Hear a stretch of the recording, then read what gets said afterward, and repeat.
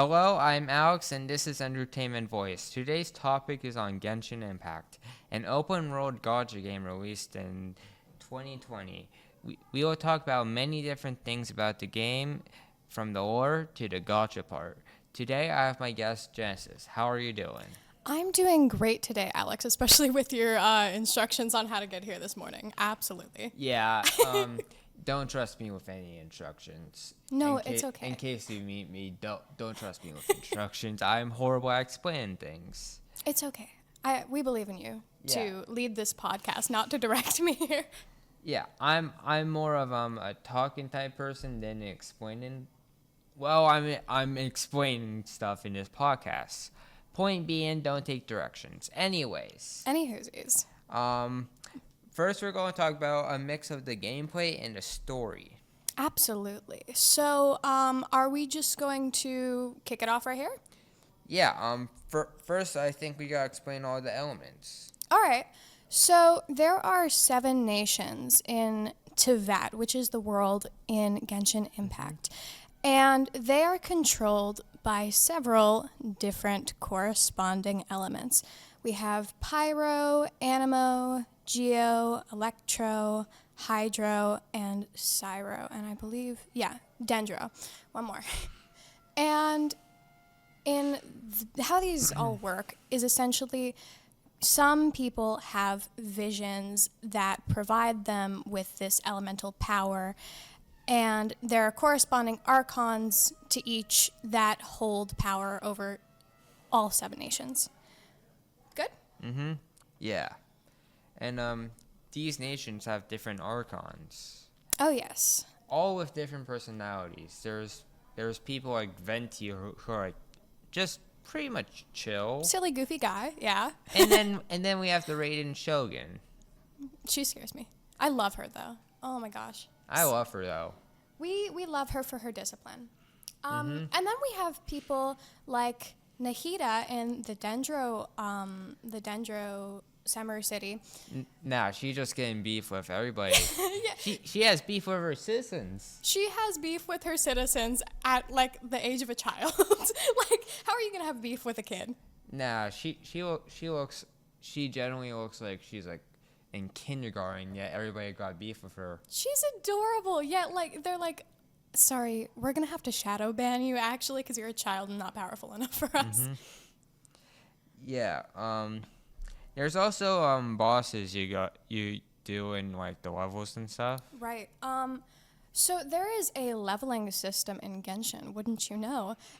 And the way this works is that there's an adventurers guild in Teyvat, and once you gain a certain configuration of XP from doing missions, you practically get it from anything. Even collecting rewards, you get XP. So once you've collected enough XP, you go to the Adventurers Guild and you can level up your character once you do a rank ascension, I believe. This rank ascension is you go to a domain and you have to fight a boss a certain amount of time. You have to have a few different requirements. It gets harder as you go on. Yeah. So that's essentially how the ranking system works, the leveling system. Yeah, and there's also weekly bosses. Like for example, with Ajax, I believe is his boss name. Ajax. Child. Yes, he's in the main storyline, the Archon quest for Liyue. And when you fight Child, my adorable Tartaglia, he is trying to get the Gemoculus. And you have to fight him off. Once you beat him, though, you don't kill him, obviously, because he's a playable character. Yeah. And once you fight him off, he summons this boss and the Adeptus and just people come together. I won't explain it too in depthly because we still have story elements, but they come together and they fight the boss coming out of the water. Yeah, and we should explain who the traveler is and what their goal is, really. Right. Okay. So how the game starts out is very interesting. It's definitely what hooked me. Um, when you start up, you and your twin brother are like in this battlefield, and you're fighting this nameless god that says she's holding up the heavenly principles. And in this fight, your brother or your sister, depending on who you choose to be your main character, I chose Lumine, and your brother in that scenario is like blocked up in corrosion or something like that. And the traveler wakes up, starts walking through to Vat, very confused, when she fishes out Paimon, our adorable emergency food. We love her. Nah, I wish there was a mute Paimon button, to be honest. I played Yes, I played yes. I played in the English dub mainly because I don't know, I just like the dubs for everything. With a I few agree. exceptions, I you know? agree. But that's a There's- different topic for a different day. Yes, there's the famous audio clip of Scaramouche. You remember that one? The edit. But anyways, continuing on with the podcast. I also listed to like put some examples of characters, so Okay. let's talk about our mains. Our mains, we have Kaya. I still can't pronounce his name. It's like a year or two of me playing, and I can't pronounce it. It's actually bad. And he's a part of the Knights of Favonius. He has a rivalry with Diluc, a wine cellar. Amber, she's also a part of the Knights of Favonius. She's a glider. Those are like, oh, and Lisa, of course. Can't forget Lisa. She's a mage and librarian of Mondstadt.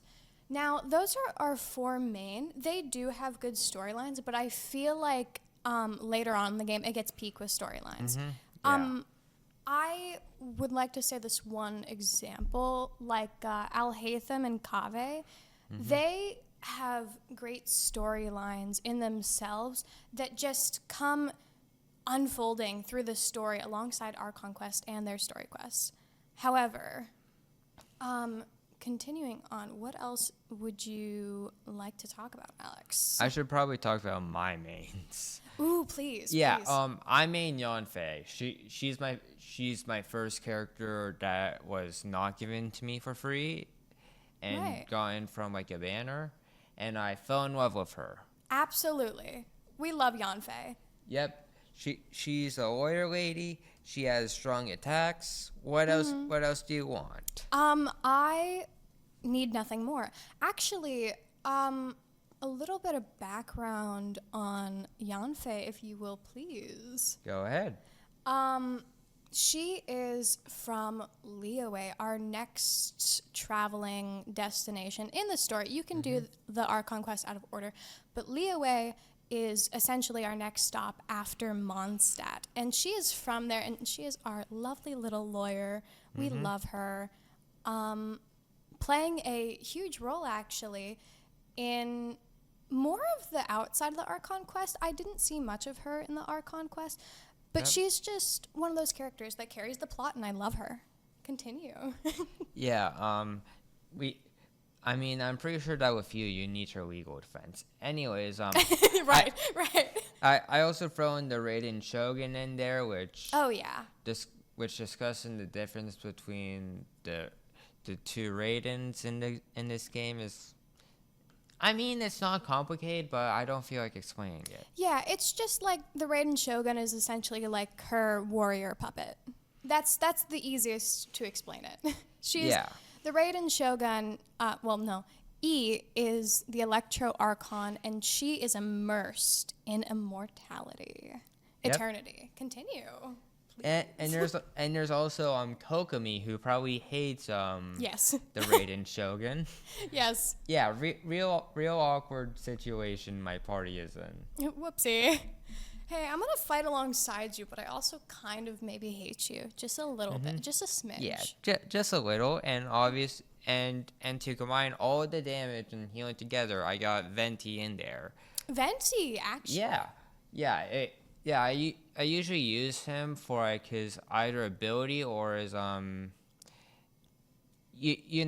his two abilities he Right. has. I We love Venti. We yeah love Venti. yeah usually I use that to like mix like all of the different elements like Yeah, so you can like carry them across because Animo is really like the messenger of all elements. Yeah. We love Animo. But Alex, I believe there's still more to this podcast. So if you will please adventure with me to the next topic. yeah and there's we talked about the story and gameplay a little bit, but Right. there's one main reason you play Genshin. The slot machine of all games. We have the gacha pulling system. Yep. Oh There's the my entire gosh. section on it that I know the viewer cannot see the script, but it has more bullet points than the gameplay, the story, and and the other things we're going to talk about combined. Oh yeah, the pulling system is a huge part of Genshin and something people spend so much money on. The polling system now has an update people still have not had much information on, so we won't talk about that because that's mainly speculation on how it has changed. But the speculation is that now it's more of a 55% chance you get the banner character and a 45% chance you get something someone like Mona. Point being, 5% less crash outs. Yes, 5% less punching into walls and lost life savings accounts. Yeah. Yeah, speaking of the gacha, so whenever you beat like the weekly bosses, it's also gambling. Oh yeah. The drops for bosses, and there are many different bosses in Genshin. Some that are story related. Most of them, though, they give you XP, Mora, and they give you like leveling up for your ascension, which is to ascend your characters. Yeah. These, however, are the most annoying things, or depending on your luck, something that can really help you progress. So these bosses have many different collectibles, essentially, that you will need to ascend your character, ranging from 5-star, 4-star, 3-star, so on and so forth. And if you're progressed in the game enough and you need a 5-star, but you defeat a boss, it's not guaranteed that you will get said 5-star item. You could get a 4-star item and be crying for hours. Totally not me. Totally not me playing Genshin, trying to defeat Storm Dvalin, and then getting nothing. I think we also have to talk about the 10 pull 4-star guarantee. Right. Okay. So how these pulling systems work is there are 2 banner characters right now, actually. Cloud Retainer and Verissa are up right now.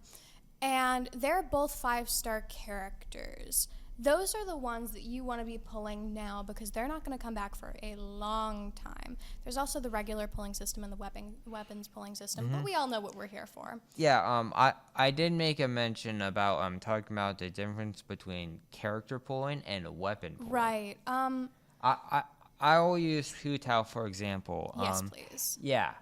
I mean, she may be associated with the staff of Homa, but you gotta gamble for them separately. Real. You do. And definitely hope you don't lose her 50-50. No, if you you stare off into the void with like flashbacks to a war. Yeah, I tried getting Eula. I got Diluc. I was not happy, but at least it's a Claymore user. At least it's Diluc though, and not like Mona. So. Okay, enough talking about the wishes before you know what we're talking about. So the main pulling system everybody's going after, the milkshake that brings all the boys to the yard, truly, is the banner characters. I should say are the banner characters. And for each 10 Fated Wish pulls, the pink ones, you get a guaranteed chance of a 4-star character. However, to get a chance, even a sliver of hope, of getting a 5-star character, you need to pull 90 different times. But wait, there's a 50-50 chance that you won't get that character. And instead of getting that 5-star guaranteed character, you will get freaking Mona or Chi-Chi or Diluc. Or Jean. Or Jean. Yeah. Oh my gosh. It's painful. Yeah, it reminds me of, give me a sec. Yes, sir. It reminds me of Counter-Strike crates. I'll give a brief explanation. Basically, Counter-Strike crates are just weapon skins, and then when you roll, there's a huge chance that you would get like something worth like 5 cents. I mean, there's a very little chance you can get like a red, which is like the good skins. Top G, right? And even then, there are some reds that suck. Like in I forgot what case. I think it's a Winter Offensive case. You don't want the Odd Chameleon. You want the You want the Op Asimov. That is indeed what I want. That is. Yeah, but the difference is that Genshin you don't get anything that costs like real money. Meanwhile, with CS:GO, you have to pay. Yeah, not only do you have to pay, it's for real. It's technically for real money. But it's just money laundering. Anyways. But if said Genshin game, if said girly gamers here are not spending any money on their game, then how did I introduce somebody that paid $2,000 to get said banner skins? Well, I will tell you, my dear viewers. There is a way that you can buy Primo Gems to get wishes. They're basically currency to get wishes. You can buy them, and it costs real money. So yeah, you can buy them, but you can also work in the mines and get the Primo Gems for free, and then get the wishes. There are many ways to get Primo Gems, but they're known for being like pretty relatively hard to get. It's kind of a system where they want you to spend money because the game is free. And honestly, I would say if you do have the money, it's not bad. It's not worth not that it's not worth it. It is pretty worth it most of the time what you get. But there are also like these skins that we won't touch on much. You can buy those as well. They're just skins for your character. They don't do anything. Yeah, they're just cosmetic. Right. Like, I mean, if you like them, if you like them, you buy them. But they're not necessary. You're being a little flashy there. You're being a little flashy gamer. All right. Is there anything else we should talk about for the Game Boy part? Before we move on, the weapons banner, real quick, we should touch on that. So instead of 90 pulls for a 5-star, you have to do 80 pulls for a guaranteed 5-star, and then it's I believe the same for a 4-star weapon, like the 10 pulls. Yeah. It's basically just and it is like a 75% chance instead of like a 50-50, something like that. It's just a lot easier than the banners. But these banners are tied to the weapons. Like, say the current person in the shop, she's the newest character. Her name is Verissa. And she has her own weapon tied to her in a separate banner. So you would have to pull, if you're the luckiest person in the world, you would have to pull bare minimum 170 times, which is so many Primo Gems. Continue. Yeah, and that's not even counting like you get the gold. You get 5-star by chance and not and not like the 50-50. Yeah. Or the oh my gosh, I lost my 55-45 pull. Oh no. Anyways, continue. Yeah, I think that's it for the gacha part. That might throw some people away, but But the story elements are just so alluring. If you do find any of this interesting, I would recommend playing it. Anyways. Oh yeah. Yeah. Let's move on to our final topic, which is just the etc. things, like other things, really. Right. Like when the game was created, 2020. Yeah. Genshin Impact has been installed 225 million times. That's me. That's me in there. I'm in there somewhere. I'm a percent of that. Somewhere. Yeah. It's also one of the most popular games on mobile devices, as well as just in general. Yeah. I did actually find that very interesting that it's one of the biggest mobile games because I play it on PlayStation 4. However, my friends and I, when I'm out of town or whatever, that play it on mobile, it's not hard necessarily. It's just Yeah. very different. Yeah, I use this term loosely. It's kind of like a mobile version of Breath of the Wild, but Right. not at the same time. I definitely do think that some elements of the mobile version are easier. However, aiming a bow, I don't play it often, but when I do play it and when I hear Kayleigh complain about it, people using a bow have to like aim it with their, I guess, phone version of a joystick. Oh. So it is terrible. Yeah. In that, or yeah, they just move around the screen. But everything else works rather nicely, especially like when you have to do these little challenges where you collect these elemental pieces. Like it's a give and a trade to have it mobile. Yeah, I play on PlayStation as well. I heard, Right. yeah, I believe it came to Xbox as well, and it may or may not be coming to the Nintendo Switch too. We'll see about that. Actually, that's coming. That's coming my birthday month, actually, in June. Yeah. Yeah, Yeah.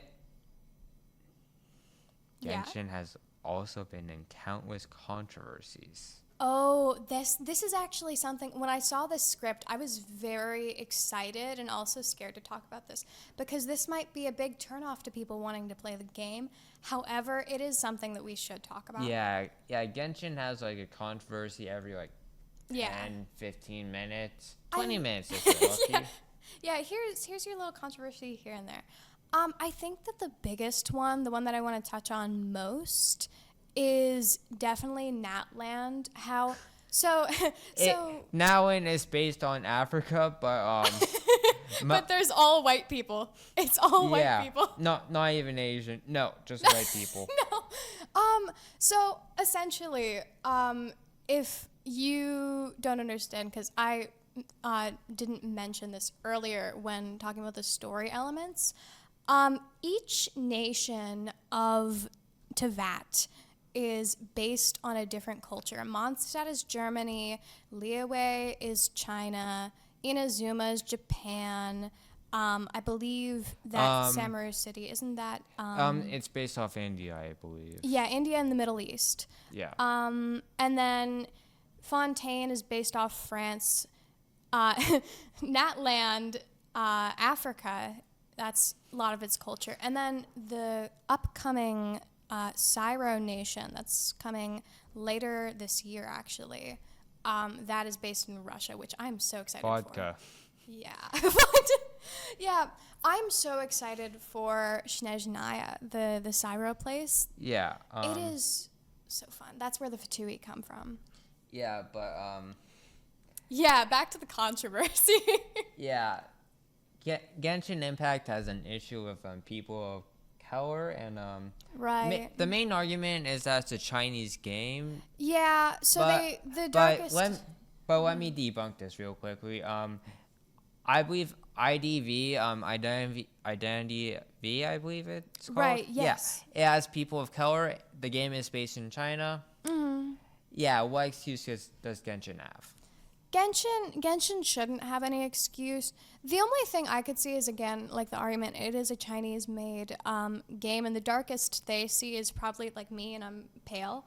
But I, again, don't think that that's an excuse when other games, especially when you're looking at like photos for inspiration of the culture, and then you ignore the people in said culture and their skin tone, it is a bit worrying. Now, there are some tan NPCs. I think the darkest person I've seen is either Aoife, the vet in that game, and he's tan, or NPCs. Yeah, I'm pretty sure Fortnite has like way better diversity Yes. than Genshin. Even Mavika, the Pyro Archon, she is so white. It's not even funny. It's not. It's not. I love Mavika though. She's one of my favorite Archons. She's such a diva. We love her. Yeah, I think we should also mention games like Honkai Star Rail, Right, some branches off. Zenless Zone Zero, as well as other gacha games inspired by Genshin. Right.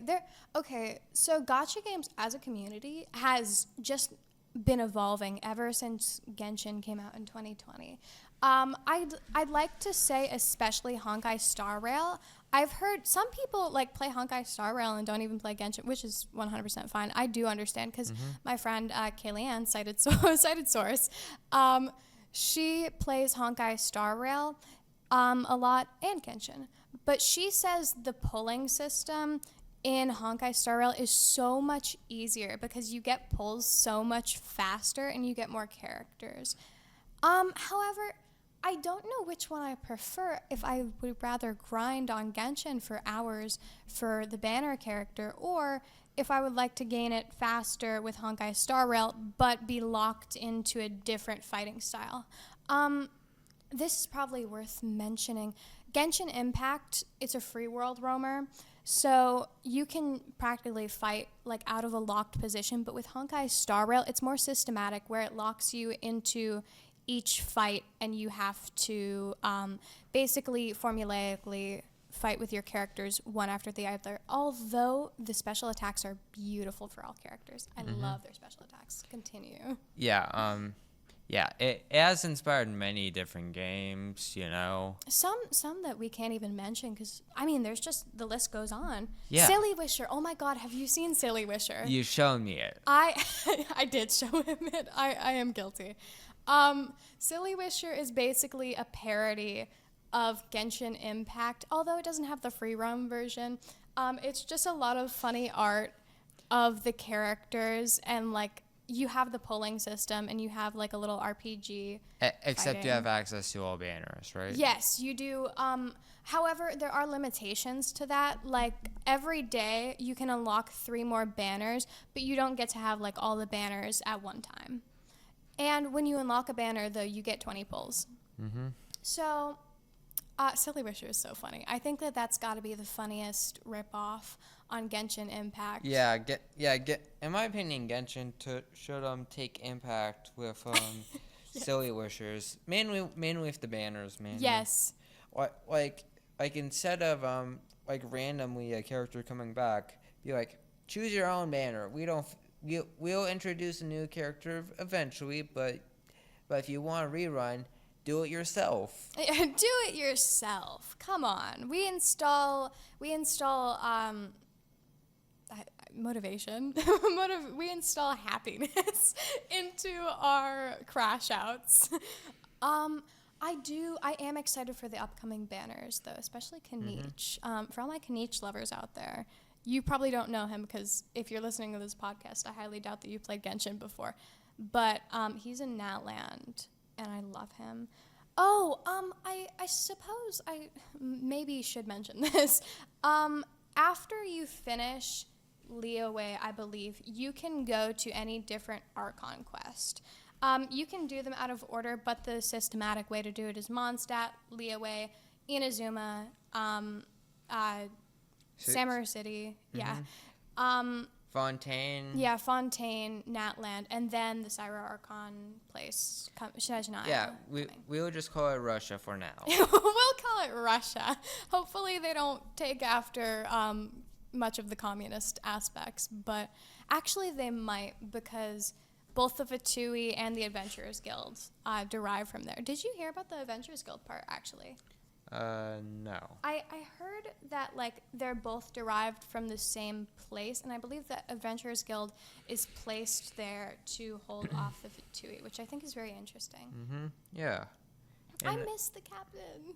Anyways, continue. And I mean, I put a final section as like a sort of filler in case we didn't fill up our runtime. Yeah. So we've got a minute left. So what do you got for us? I also want to mention the Funkos and Nendroids. I never mentioned this before. I could have mentioned it many different times before, but I feel like I should probably introduce it like now and probably never again, unless I need more filler content. Right, right. The Funkos I was actually genuinely surprised about. I mean, I knew Genshin was popular, but I mean, I didn't expect them to get any Funko Pops. Me neither. No, that's like Five Nights at Freddy's type popular. Yeah, Continue. but I mean, Five Nights at Freddy's. I mean, it's an indie game in America. Right. Genshin is an indie game in China. Yeah, I didn't expect it to get that popular, to be honest. Honestly, there's lots of different collectibles for Genshin, but the merchandise, I feel like is far and in between in my head, but there's so much of it vastly out there. Yeah, and there's also the Nendroid. So far, I believe there's the Traveler, Venti, and John Lee, John Lee, yes, we love John Lee. the Raiden Shogun. I really want the Raiden Shogun one. Oh yeah, she's coming out, by the way, with Kanichi. But it looks like that's all of our time today, unfortunately.